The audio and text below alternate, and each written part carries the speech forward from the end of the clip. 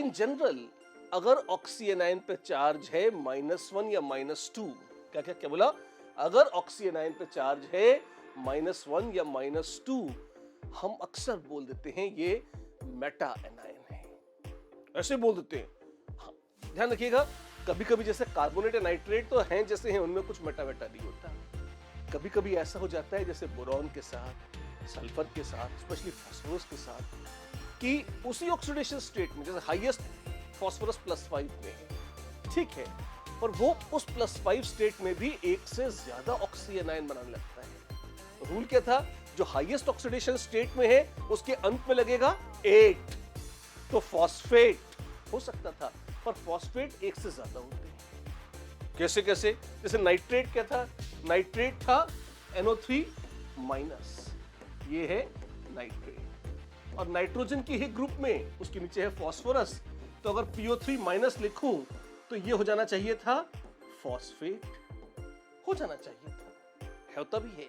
लेकिन एक मजे की बात है, इसके अलावा एक और फॉस्फेट होता है, कौन सा, अगर आप इसी में एक ऑक्साइड जोड़ दें तो आपको मिल जाएगा PO4-, और ये भी कहलाता है फॉस्फेट, क्योंकि रूल कहता है कि हाईएस्ट ऑक्सीडेशन स्टेट है तो नाम में 8 लगाओ, तो 8 लगा के दोनों फॉस्फेट बन गए।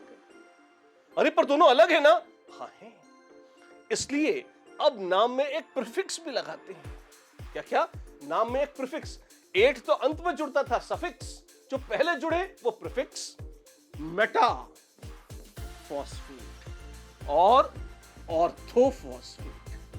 -1 या -2 चार्ज वाला सिंपल एनायन हो, सिंपल ऑक्सीएनाइन, तो मेटाफॉस्फेट। और हर मेटाफॉस्फेट में, मेटा एनायन में अगर एक ऑक्साइड जोड़ दें तो ऑर्थो ऑक्सीएनाइन बन जाता है।